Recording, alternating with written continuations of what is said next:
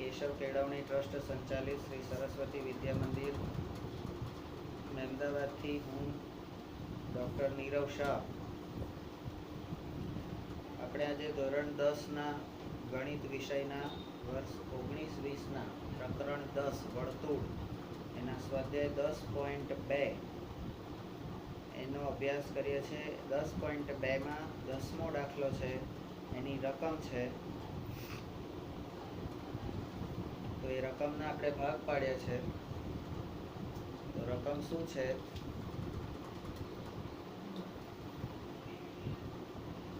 સાબિત કરો કે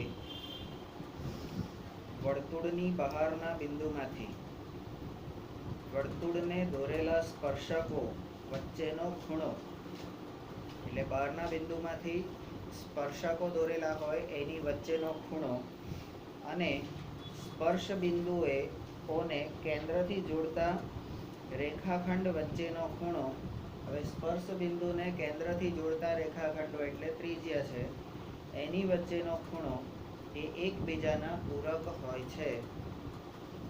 આમાં આપણે એવું કીધું હતું કે આકૃતિ દોરો એટલે તમને ખબર પડશે એક ચતુષ્કોણ મળે છે. એ ચતુષ્કોણ હોય તો સામસામેના ખૂણાનો માપનો સરવાળો 180 થાય. આ ચતુષ્કોણનો ગુણધર્મ છે. પૂરક કોણની જે વ્યાખ્યા છે, પૂરક કોણની વ્યાખ્યા પણ આપણને એ જ કહે છે કે જો બે ખૂણાનો સરવાળો 180 થતો હોય તો એ બંને ખૂણા એકબીજાના પૂરક કોણ કહેવાય.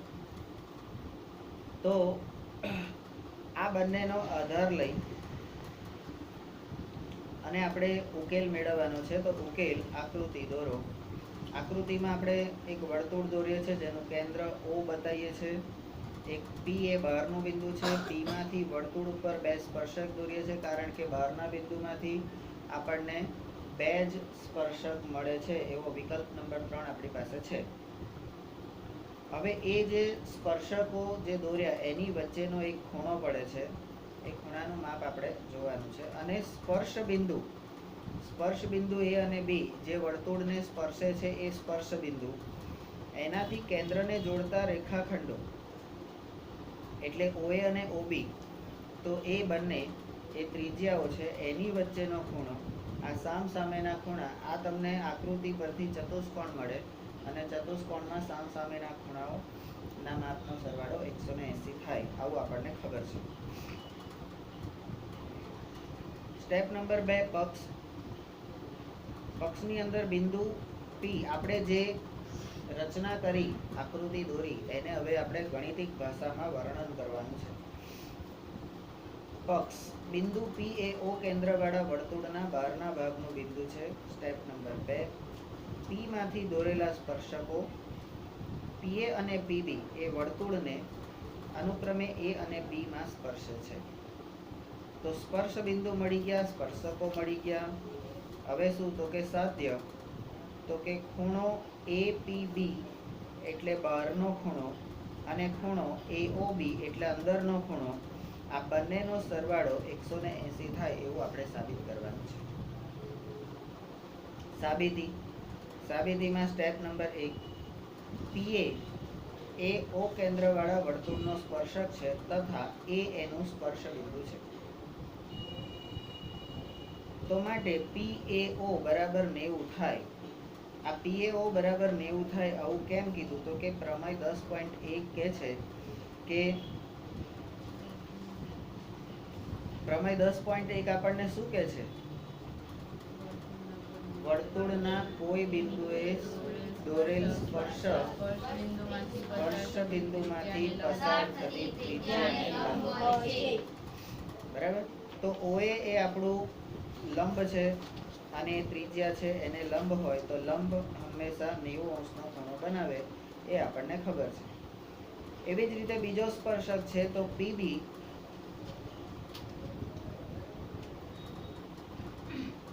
સ્પર્શક PB એ O કેન્દ્રિત વર્તુળનો સ્પર્શક છે તથા B એનું સ્પર્શ બિંદુ છે. તો એના પરથી પણ આપણે કહી શકીએ કે ખૂણો PBO બરાબર 90 ડિગ્રી, એટલે આ B ખૂણો પણ 90 થશે.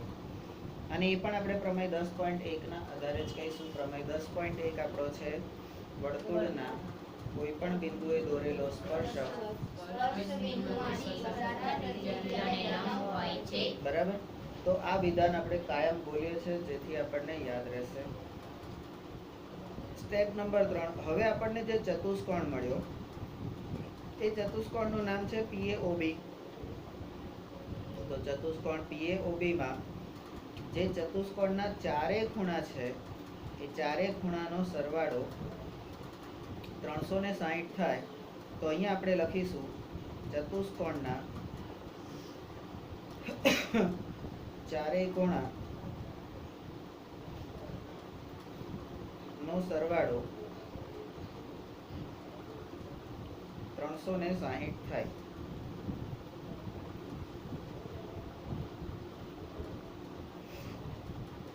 તો હવે ખૂણા જોઈ લો. ચતુષ્કોણનો એક ખૂણો છે PAO. એક ખૂણો જે આપણે કાટખૂણો છે 90 થશે. બીજો ખૂણો છે AOB. તો AOB એટલે આ મોટો ખૂણો છે. ત્રીજો ખૂણો છે PBO. તો PBO એટલે આ કાટખૂણો છે. અને ચોથો ખૂણો છે APB. A, B અને B આ નાનો ખૂણો છે. બરાબર. આ ચાર ખૂણા, એ ચારે ખૂણામાં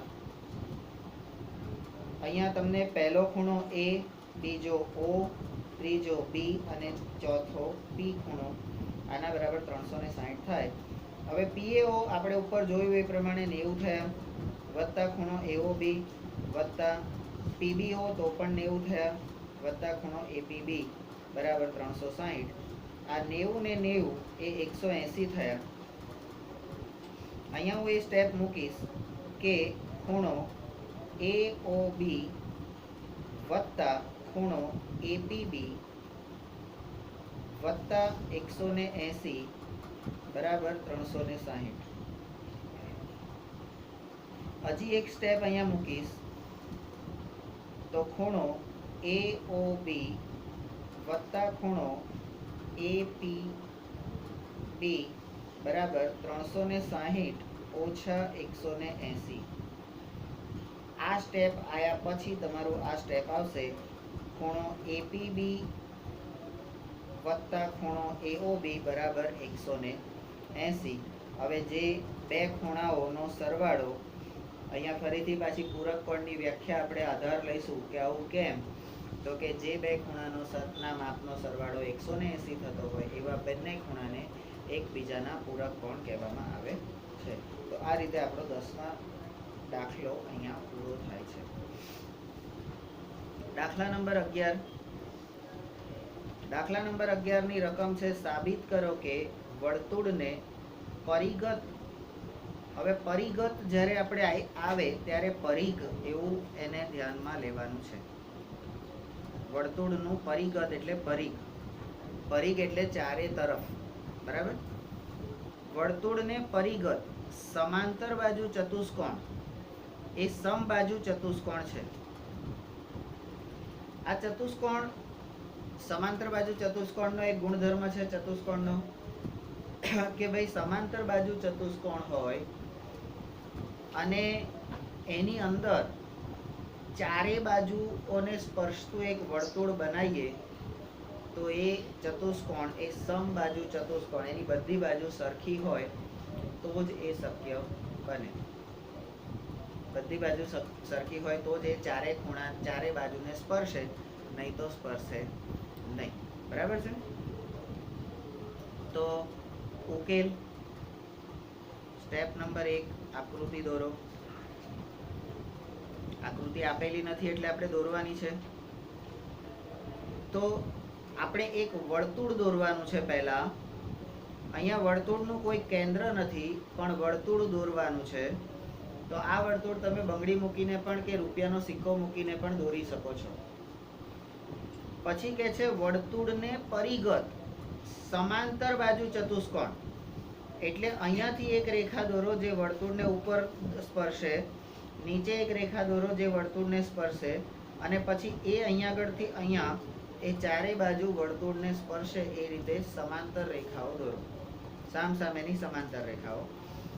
જો એ સામસામેની સમાંતર રેખાઓ એટલે આપણે એવું કહી શકીએ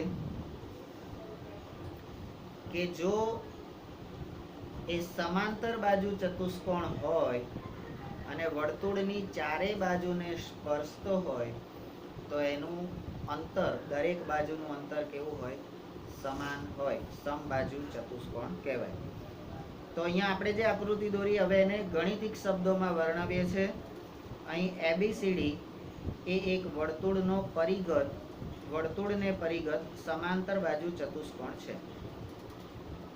સ્ટેપ નંબર 3, જેની બાજુઓ AB, BC, CD અને DA એ વર્તુળને અનુક્રમે PQ, R અને S માં સ્પર્શે છે. એટલે સ્પર્શ બિંદુઓ તમને મળી ગયા. હવે તમે જોઈ શકો છો સ્ટેપ નંબર 4 કે આ જે ABCD બિંદુઓ છે, આ ABCD બિંદુઓ એ ક્યાંના છે? તો કે વર્તુળની બહારના બિંદુ A, B, C અને D માંથી વર્તુળને દોરેલ સ્પર્શક સમાન હોય. આવું તમને કોણે કીધું છે? તો કે 10.2 પ્રમેય 10.2 એમાં આવું કીધેલું છે કે વર્તુળના બહારના બિંદુમાંથી વર્તુળને દોરેલા સ્પર્શકોની લંબાઈ સમાન હોય છે. તો તમે અહીંયા આગળ AP અને AS એ બિંદુમાંથી, એટલે અહીંયા તમે એવું લખી શકો બિંદુ A માટેના સ્પર્શકો. તો એમાં આ AP અને AS એ બિંદુ A માંથી દોરેલા સ્પર્શકો છે, એને આપણે એક એક લીટીથી જોઈએ છે. પછી કે છે BP અને BQ, તો એને બે લીટીથી જુઓ. તો એ B બિંદુ માટે, બિંદુ B માટે. પછી CR અને CQ તો 3 લીટીથી કરો એને. CR અને CQ તો 3 લીટીથી. તો એ કોના માટે? તો કે બિંદુ C માટે. અને DR અને DS તો એને 4 લીટી કરો, બરાબર? તો એ પણ સરખા છે એવું આપણે કહી શકીએ. તો એ કયા બિંદુ માટે? તો બિંદુ D માટે. તો બિંદુ D માટે એના સ્પર્શકોની લંબાઈ એ સમાન હોય છે. આવું આપણને કોણે કીધું? તો કે પ્રમેય 10.2 કીધું, બરાબર? તો હવે સમાન હોય તો શું કરવાનું? તો અહીંયા આગળ આપણે પેલું ડાબા બરાબર જબા કરતા હતા ત્યારે એવું લખતા હતા કે ઉપરના 4 એ 4, એટલે હવે સ્ટેપ નંબર 5 ડાબા બરાબર જબા, એટલે ડાબા બરાબર જબાનો સરવાળો કરો. તો ડાબી બાજુ કઈ છે? તો કે પહેલામાં AP છે વત્તા BP વત્તા CR વત્તા DR. જમણી બાજુ કઈ છે? તો કે AS વત્તા BQ વત્તા CQ વત્તા DS. તો ડાબા અને જબા એ આપણે જે તે બાજુએ સરવાળો એનો કર્યો. હવે શું કરવાનું છે? તો કે તમારે ચોકઠા બેસાડવાના છે. AP અને BP એનું એક જોડકું બનાવો. CR અને DR એનું એક જોડકું બનાવો, બરાબર? અને AS અને DS, આ AS અને DS અને BQ અને CQ એટલે સરખા બિંદુઓ વાળા જે પદો છે એને આપણે સાથે સાથે લીધા. તો AS અને AS વત્તા DS વત્તા BQ વત્તા CQ આ રીતે તમને મળે.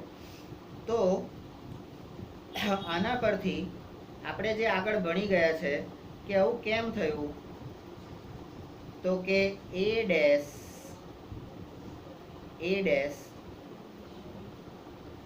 P dash B, A dash P dash B હોવાય તો AP અને BP એનો સરવાળો અને એના પરથી આપણે કરીએ AB, બરાબર? પછી CD કેવી રીતે છે? એટલે CR અને DR, તો C dash R dash D, C dash R dash D, તો એના પરથી આપણને મળ્યું સીડી. બરાબર. પછી તો કે એએસ અને અરે બીક્યુ અને સીક્યુ, એટલે અહીંયા એ એસ કોમન છે એટલે A dash S dash D, તો તમને ડીએ મળે. બરાબર. અને B dash Q dash C, તો તમને મળશે બીસી. બરાબર. તો આ રીતે આપણને માપ પ્રમાણે આપણને હવે મળ્યા એ બી વત્તા સીડી બરાબર બીસી વત્તા ડીએ, જેને આપણે પરિણામ નંબર 1 કહીએ છીએ. એટલે અહીંયા આગળ આપણે આને શબ્દોમાં કહીએ તો સામસામેની બાજુઓ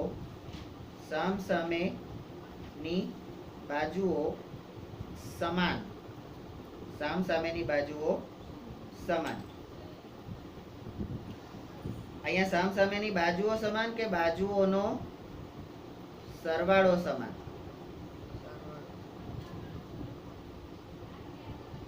બરાબર. તો AB એટલે આ નીચેની બાજુ છે અને CD એ ઉપરની બાજુ છે, બંને સમાંતર બાજુ છે. અહીંયા આપણે સમાંતર બાજુ લેવાનું છે એટલા માટે.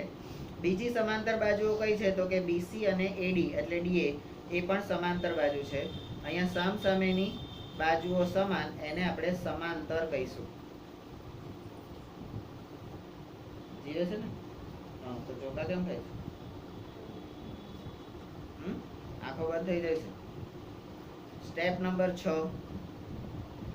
હવે કે છે ABCD એ સમાંતર બાજુ ચતુષ્કોણ છે.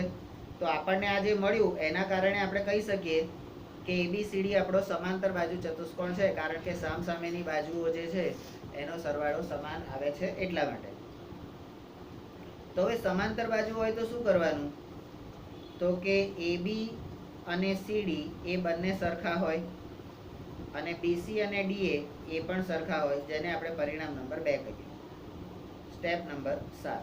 હવે કે છે પરિણામ 1 અને 2 પરથી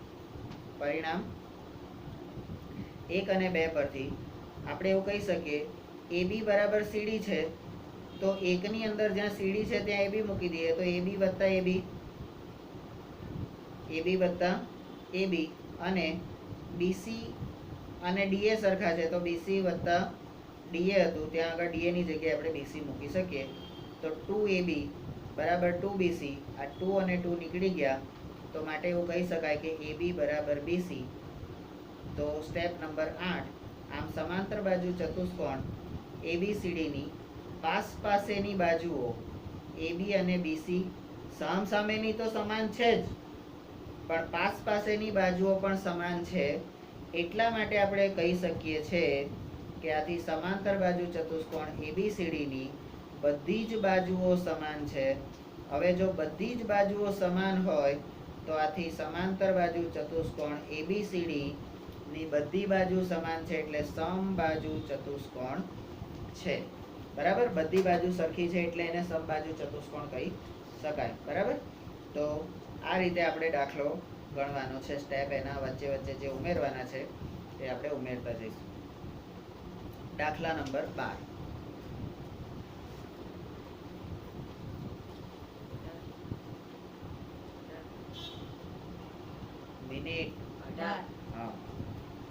દાખલા નંબર 12 ની જે રકમ છે એને આપણે ભાગ પાડીએ છીએ.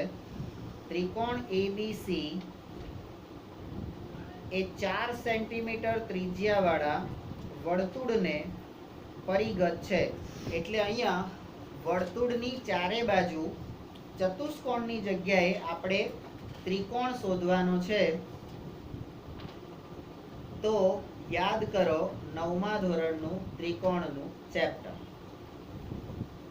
9મા ધોરણના ત્રિકોણના ચેપ્ટરની અંદર ત્રિકોણની ત્રણેય બાજુને સ્પર્શતું અંતર્ગત વર્તુળ, ત્રિકોણની ત્રણેય બાજુને સ્પર્શતું અંતર્ગત વર્તુળ અને એની ત્રિજ્યા બરાબર અને એનો પરિઘ, આ બધું શોધવા માટે આપણે પ્રયત્ન, એના સૂત્રો આપણી પાસે એ વખતના છે. અને આ વસ્તુ બીજું કઈ જગ્યાએ આપણને કામ લાગતું હતું તો કે 9મા ધોરણમાં જ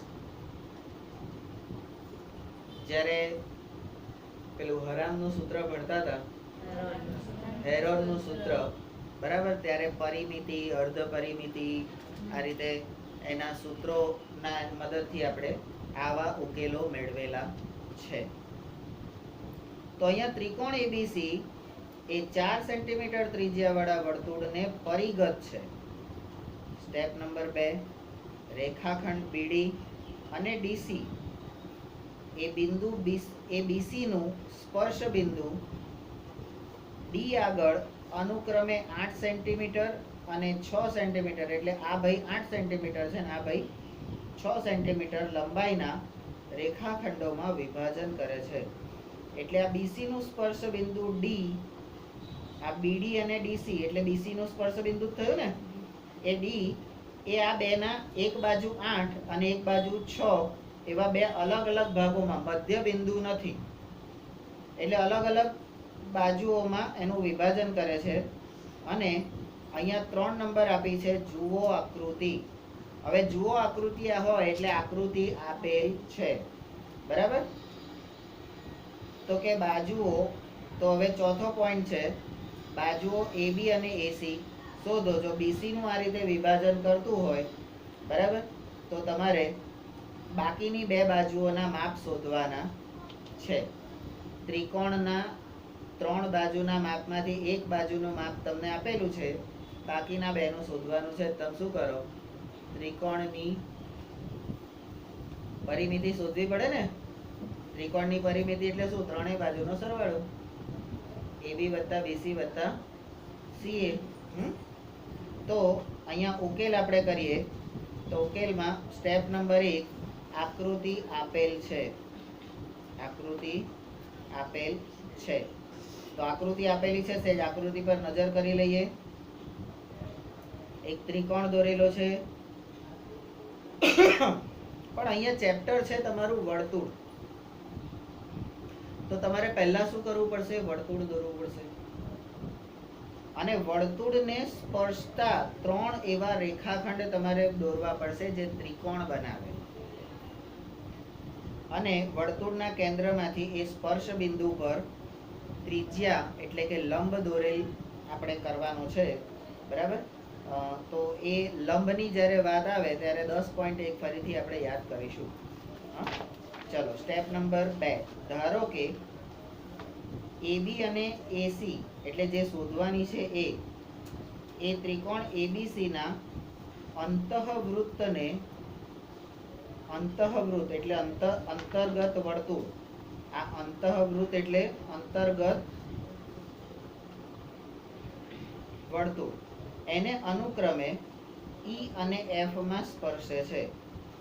એટલે આ AB અને AC એ આ વર્તુળને E અને F માં સ્પર્શે છે. તો સ્પર્શ બિંદુ થઈ ગયા, સ્પર્શ બિંદુ થઈ ગયા. સ્ટેપ નંબર 3, જો સ્પર્શે છે તો શું થાય, તો અહીંથી કઈ ગયું, OD, આ OD, OE અને OF એ R એટલે ત્રિજ્યા બને. અને ત્રિજ્યા તમને આપેલી છે 4 સેન્ટીમીટર. આ ત્રિજ્યા 4 સેન્ટીમીટર કેવી રીતે આપેલી છે, તો અહીં લખેલું છે કે 4 સેન્ટીમીટર ત્રિજ્યા વાળો વર્તુળ, બરાબર. સ્ટેપ નંબર 4, તો હવે CD અને CF એ બંને સ્પર્શ, તો બિંદુ C માંથી સ્પર્શક, બિંદુ C માંથી સ્પર્શક, તો CD અને CF એ બિંદુ C માંથી સ્પર્શક છે. એમાં CD નું માપ આપણને આપેલું છે, તો એ સ્પર્શક સમાન હોય છે એટલે CF પણ સમાન હોય, બરાબર. અને અહીંયા બિંદુ B માંથી સ્પર્શક, બિંદુ B માંથી સ્પર્શક એટલે B માંથી સ્પર્શક તો BE અને BD, તો એમાં BD નું માપ તમને આપેલું છે એ 8 સેન્ટીમીટર, તો BE પણ 8 સેન્ટીમીટર થાય. આવું તમે કેવી રીતે કર્યું, તો કે છે અહીંયા તમે લખી શકો પ્રમેય 10.2 એનું વિધાન. તો પ્રમેય 10.2 નું વિધાન કે છે કે વર્તુળના બહારના બિંદુમાંથી દોરેલ સ્પર્શકોની લંબાઈ સમાન હોય છે. તો આ બી અને સી એ બંને વર્તુળની બહારના બિંદુઓ છે. Step number 5. હવે કે છે ધારો કે AE બરાબર AF બરાબર x સેન્ટીમીટર. આ AE અને AE બિંદુ પણ બહારની સાઈડે છે, પણ AE અને AB આ જે બે શોધવાનું છે આપણે, બરાબર, આ બે જે શોધવાનું છે એ આપણે x સેન્ટીમીટર ધારીએ, બરાબર. તો હવે આપણે શું કરીશું આ ધાર્યા પછી? તો કે સ્ટેપ નંબર એ, ત્રિકોણ. હવે આપણને આખો ત્રિકોણ મળી ગયો ABC. તો ત્રિકોણ ABC ની પરિમિતિ, તો અહીંયા ત્રિકોણની પરિમિતિ નું સૂત્ર બરાબર ત્રણેય બાજુ ના માપનો સરવાળો,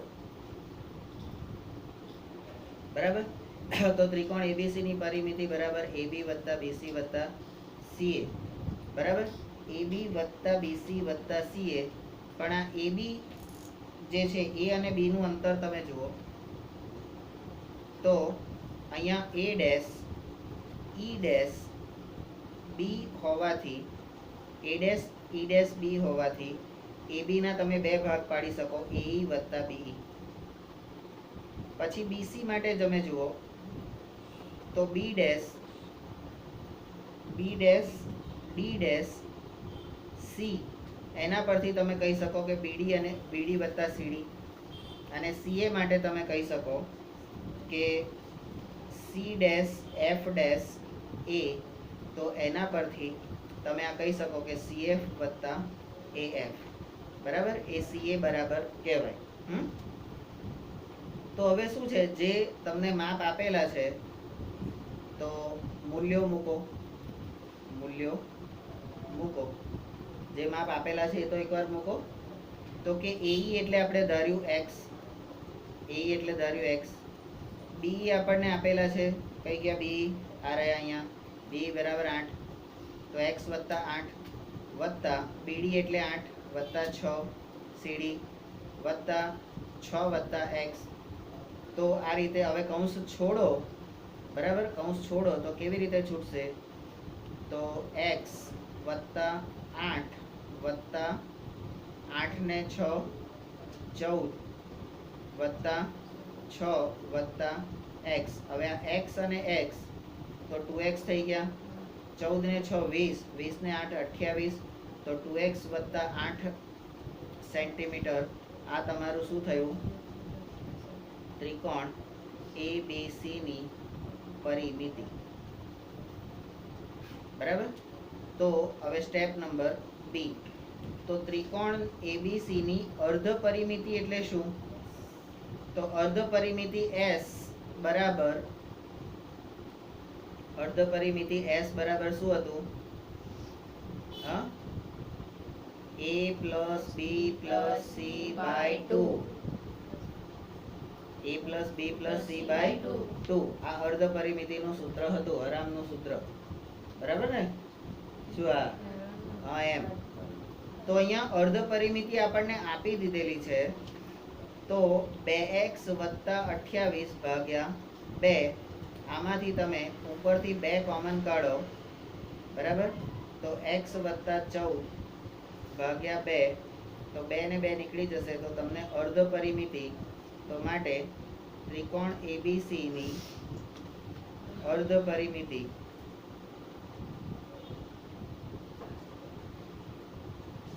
S બરાબર x પ્લસ 14 સેન્ટીમીટર, બરાબર. Step number C.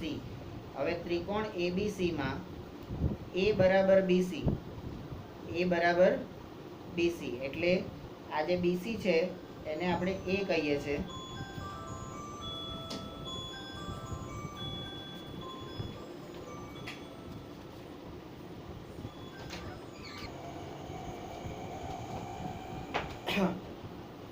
તો હવે ત્રિકોણ એબીસી માં એ બરાબર બીસી બરાબર 14 સેન્ટીમીટર, સ્મોલ બી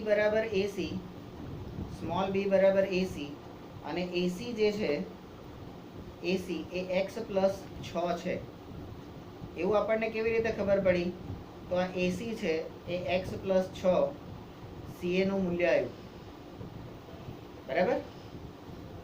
અને સી બરાબર એ બી, તો એ તમને મળે છે x પ્લસ 8, બરાબર. તો હેરોનના સૂત્ર પ્રમાણે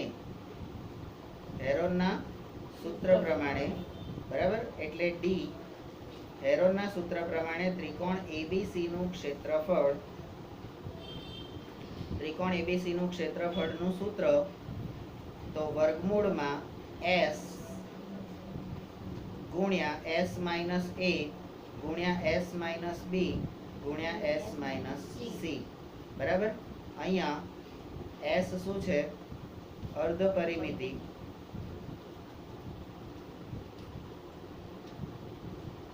અને એબીસી બાજુના માપ, બરાબર. તો જ્યાં જે છે એ મૂકતા જાઓ. s બરાબર આપણે અહીંયા શોધ્યું છે s બરાબર x પ્લસ 14, અર્ધ પરિમિતિ આપણે શોધી છે. તો s બરાબર x પ્લસ 14, તો અહીંયા આગળ s બરાબર x પ્લસ 14 પહેલા મૂક્યા પહેલા કૌંસમાં, પછી બીજા કૌંસમાં s માઇનસ a છે તો x પ્લસ 14 અને a બરાબર કેટલા છે? તો 14, તો માઇનસ 14, આ બીજો કૌંસ થયો. હવે s માઇનસ b તો x વત્તા 14 ઓછા x ઓછા 6, બરાબર. અને s માઇનસ c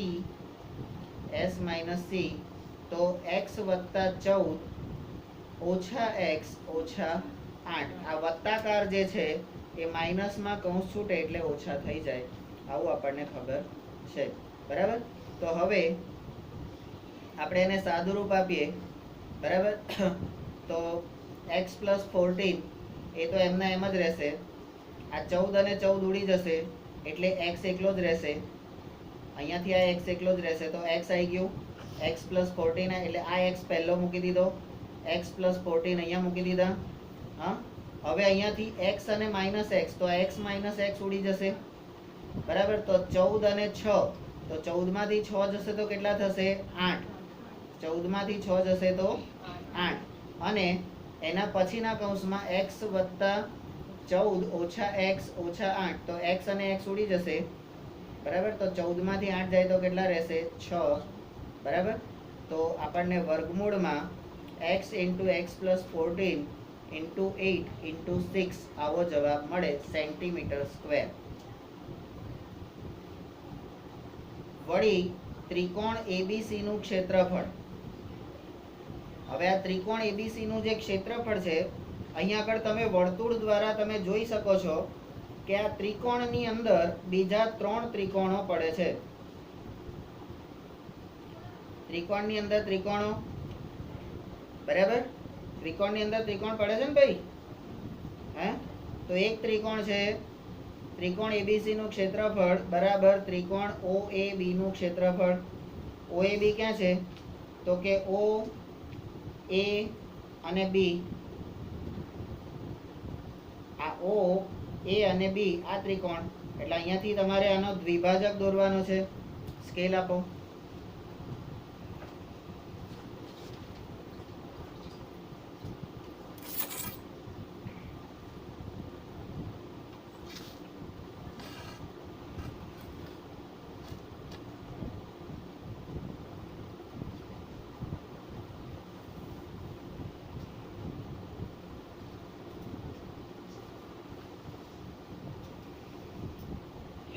ત્રિકોણ OAB,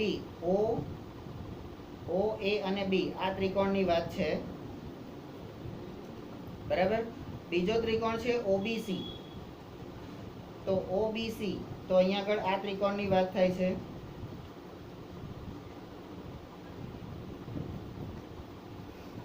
તો ત્રિકોણ OBC એટલે આ બાજુના વાત થઈ.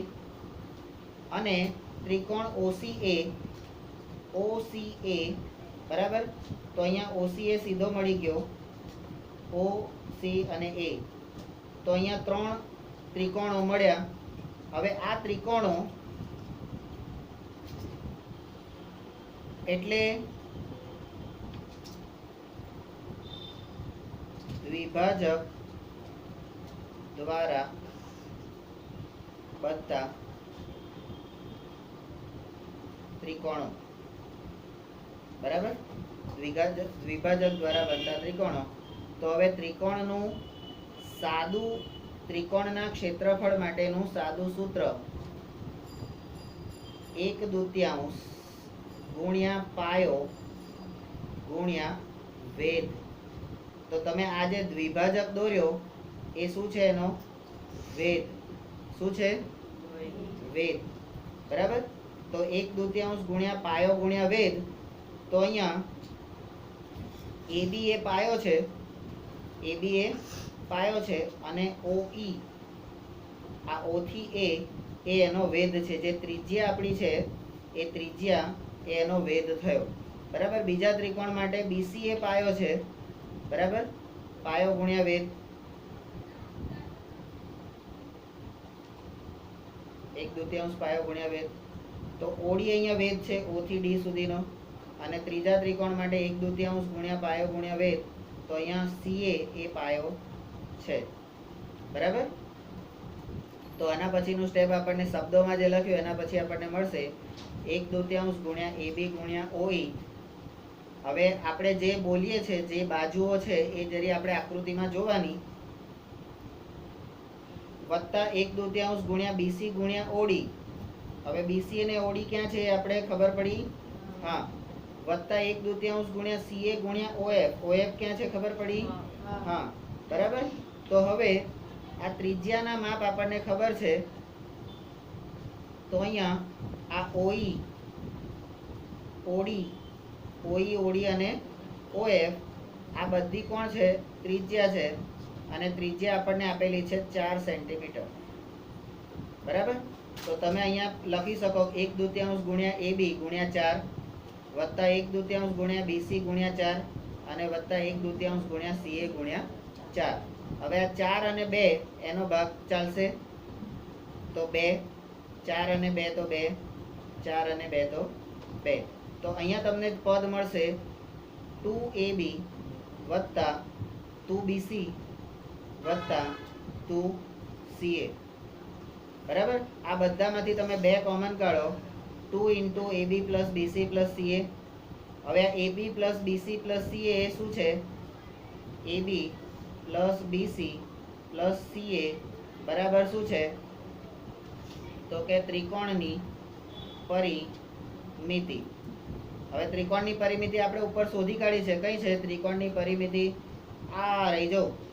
તો કે 2x + 28 એ ત્રિકોણની પરિમિતિ છે. તો 2 × 2x એટલે અહીંયા આગળ આ આપણને શું મળ્યું? તો કે ત્રિકોણ ABC નું ક્ષેત્રફળ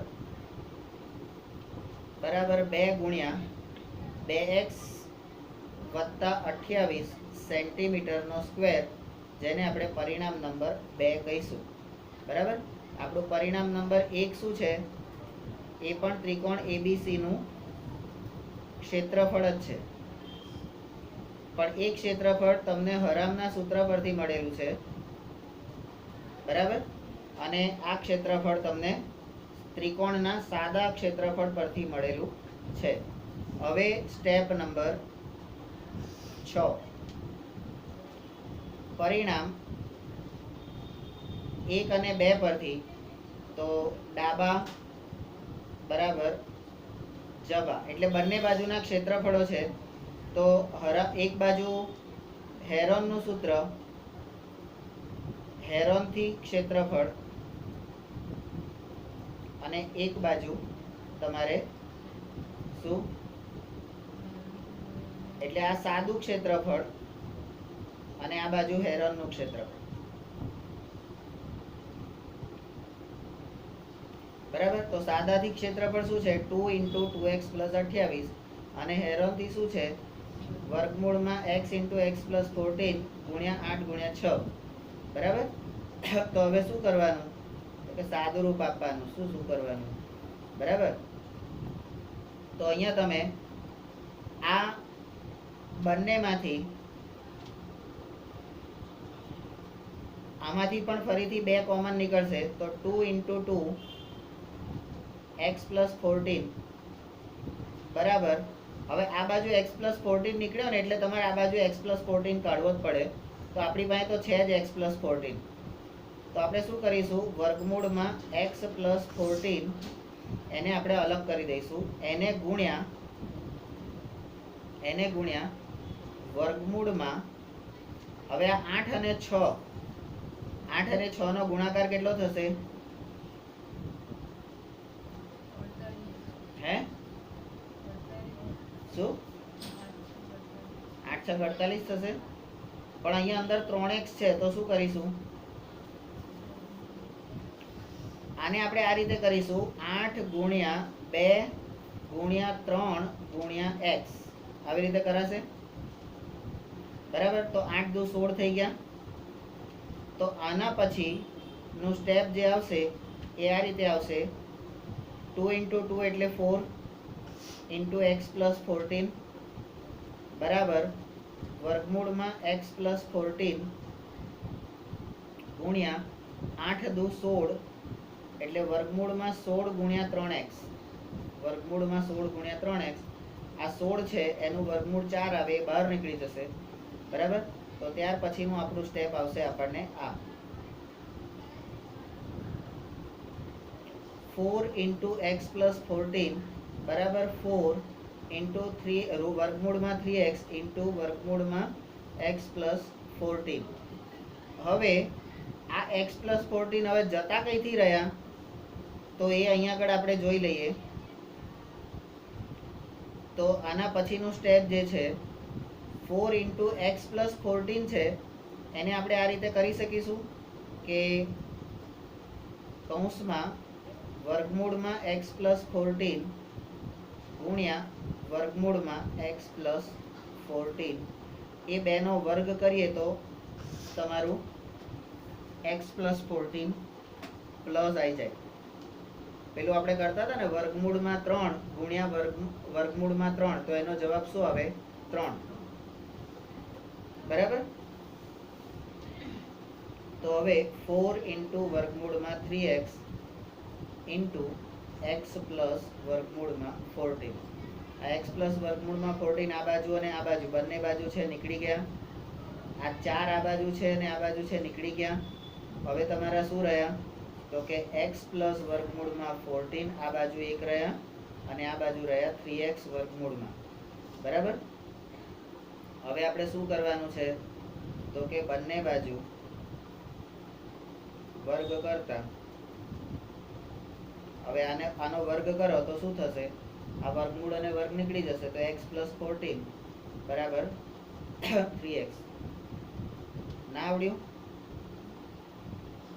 x + 14 એનો વર્ગ બરાબર. તો વર્ગ અને વર્ગમૂળ નીકળી જાય ને, તો અહીંયા પણ 3x નો વર્ગ, તો આ વર્ગ અને વર્ગમૂળ નીકળી જાય, તો x + 14 + 3x. આ x આ બાજુ જશે,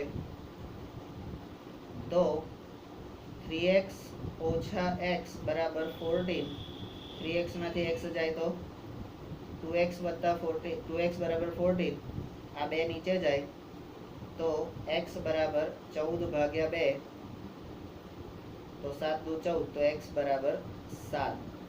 આ x આપણે કોના માટે ધાર્યો હતો, x આપણે કોના માટે ધાર્યો હતો, યાદ કરો. x કોના માટે ધાર્યો હતો, જુઓ અહીંયા આગળ AE અને AF એટલે A માંથી દોરેલા સ્પર્શકોની લંબાઈ, એના માટે આપણે x ધાર્યો હતો, બરાબર. તો સ્ટેપ નંબર 7. તો હવે AB બરાબર AE + BE, AE બરાબર, તો એના બરાબર આપણને x + 8 મળ્યા હતા. x ની કિંમત અહીંયા મૂકી દો, 7 + 8, તો 8 ને 7 કેટલા થાય, તો AB બરાબર આપણને કેટલા મળે, AB બરાબર 15 સેન્ટીમીટર. AC બરાબર AF + CF, x + 6, 7 + 6 બરાબર 13, તો એસી બરાબર કેટલા મળે 13. તો એબી અને એસીની જે કિંમત આપણને જોઈતી હતી એ મળી ગઈ બરાબર. તો આમ એબી બરાબર 15 સેન્ટીમીટર અને એસી બરાબર 13 સેન્ટીમીટર. અને તમે આ નીચે જુઓ, આ 6 અને 8, તો 8 ને 6 કેટલા થાય 14. તો આ પણ પેલી ત્રિપુટીમાં જ આવશે બરાબર. હવે તમને સ્વાભાવિક રીતે આ પ્રશ્ન થવો જોઈએ. આપણે ચેપ્ટર ભણીએ છીએ વર્તુળનું. વર્તુળના આ ચેપ્ટરમાં આપણે હેરોનના સૂત્રનો ઉપયોગ કરીએ છીએ બરાબર. ત્રિકોણના ક્ષેત્રફળ શોધવાના હેરોનના સૂત્રનો ઉપયોગ કરીએ છીએ. કેમ ત્રિકોણના ક્ષેત્રફળના હેરોનના સૂત્રનો ઉપયોગ કરીએ છીએ? કારણ કે ત્રિકોણની જ્યારે ત્રણેય બાજુઓ સરખી ના હોય, હેરોનના સૂત્રનો ઉપયોગ ત્યારે જ થાય જ્યારે વિષમ બાજુ ત્રિકોણ હોય. કેવો? વિષમ બાજુ ત્રિકોણ હોય ત્યારે હેરોનના સૂત્રનો ઉપયોગ કરે. આપણે શરૂઆતમાં જે આપણી પાસે માહિતી છે એના પરથી એ હેરોનનું સૂત્ર એ વિષમ બાજુ ત્રિકોણ માટે મળશે. પછી ત્યાર પછી આપણે ત્રિજ્યાને અનુલક્ષીને અને વેધને અનુલક્ષીને આપણે ત્રિકોણના મૂળ સૂત્ર 1/2 પાયો ગુણ્યા વેધ, એના પરથી પણ ત્રિકોણનું ક્ષેત્રફળ શોધ્યું. બંને ક્ષેત્રફળોનો બરાબર છે તો બંનેની સરખામણી કરી. સરખામણી કરતાં આપણને એક્સની કિંમત મળી. એ એક્સની કિંમત આપણે ત્રિકોણની જે બાજુઓ શોધવાની છે એના પણ સૂત્રો આપણને મળી ગયેલા છે. એની અંદર એક્સની કિંમત મૂકતા આપણને બંને બાજુઓ મળે છે. પણ તમને એવું થવું જોઈએ કે આ આપણે જે ભણીએ છીએ એની જે આ થિયરી, એના જે સૂત્રો, આ બધું આપણી ચોપડીમાં તો આપેલું નથી. તમારી ગણિતની ચોપડીની થિયરી જે છે 10.2 પહેલાની, એની અંદર ક્યાંય આ અર્ધ પરિમિતિ, પરિમિતિ બરાબર, હેરોનનું સૂત્ર, આ ત્રિકોણના ક્ષેત્રફળનું સૂત્ર, આવું ક્યાંય કંઈ આપેલું છે ખરું? નથી આપેલું. એ વસ્તુ તમારી નવનીતમાં આપેલું છે. નવનીતમાં આપેલું છે. તો એ કેમ આપેલું છે? જે વસ્તુ હું તમને કરવાનું કહું છું કે ભાઈ આ ફલાણી વ્યાખ્યા જૂના ધોરણમાંથી તમે લઈ લો, લખી લો, ફલાણું સૂત્ર તમે ત્યાંથી લઈ લો, લખી લો, એ વસ્તુ તમને અહીંયા આગળ ઓલરેડી લખીને આપેલી છે. તો એ થિયરીનો ભાગ આપણે તૈયાર કરવાનો રહેશે. આપણે હવે છેલ્લો દાખલો સ્વાધ્યાય 10.2 નો છેલ્લો દાખલો, અને એ દાખલો છે દાખલા નંબર 13 બરાબર. મિનિટ્સ 48 કેવી 48 નહીં પણ